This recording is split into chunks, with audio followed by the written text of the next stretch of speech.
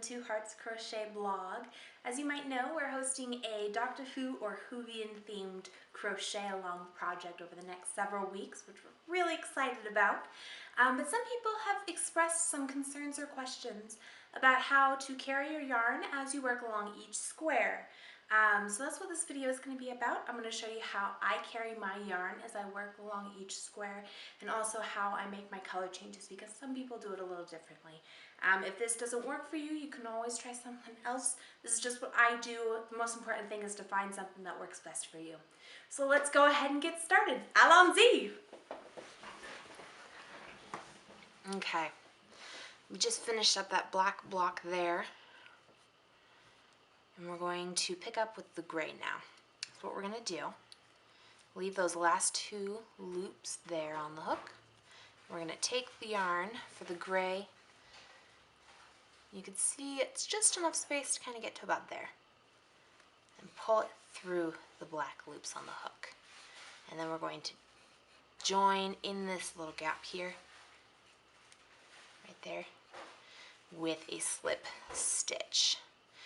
And chain 1, 2, 3, and keep going with the black, or I'm sorry, with the gray. 3 double crochet stitches. We have 3 blocks of the, 3 blocks of the gray for this row. Here's 1, join here, 1, 2, 3. There's 1, 2, 3. Pull out a little more yarn here for me to work with. And then we're going to work the last block of the gray here.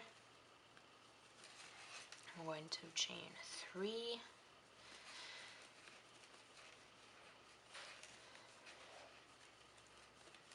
And because we're changing colors here, we're not going to finish that last double crochet. Leave those 2 loops on the hook. Now our next color for this row, we're actually going to do another black. So if you have yarn bobbins, this is a really great opportunity for you. If you're working from miscellaneous skeins and tiny balls of yarn, you might end up with a yarn mess like I have, but that's okay. So we're just going to take another piece of yarn, make slip knot, and slip that onto the hook. Pull that tight there. Now, when you pull here, it's going to tighten up on this gap here, which is what you want. You want it to be nice and snug. We're going to pull that through and join right here with a slip stitch to start our block of black.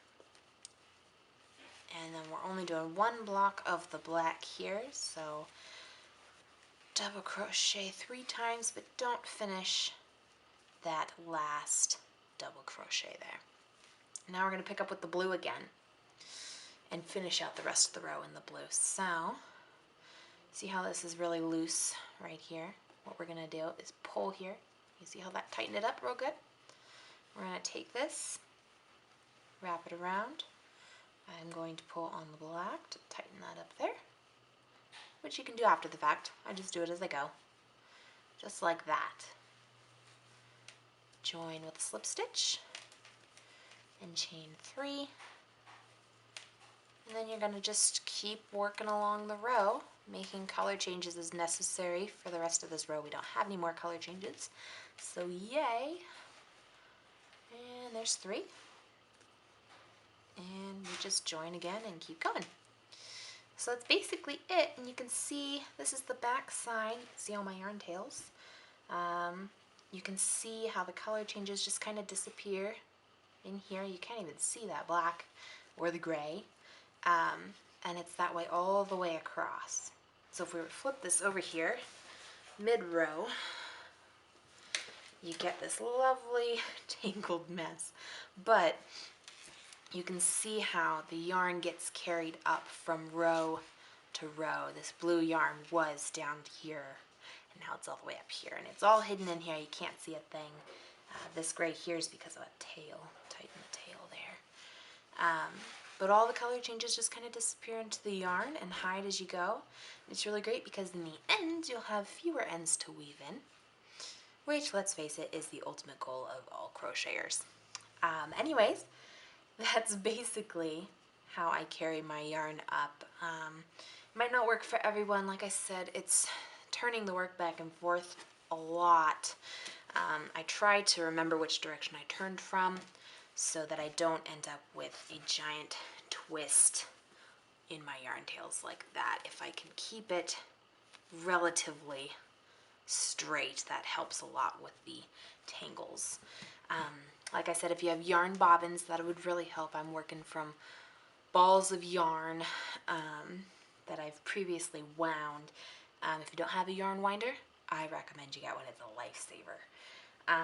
But otherwise, that's basically it. I hope that helps everybody out. If you have any questions or comments or need something explained a little bit better, please let me know. You can leave comments on the video or on the blog or in the Facebook group if you want to join our little group. Me and 600 of my friends are joining this wonderful project together. So we're happy to have you join us. The more the merrier. In the meantime, this third square should be up and available for everybody hopefully after the weekend. We'll see how things go this weekend.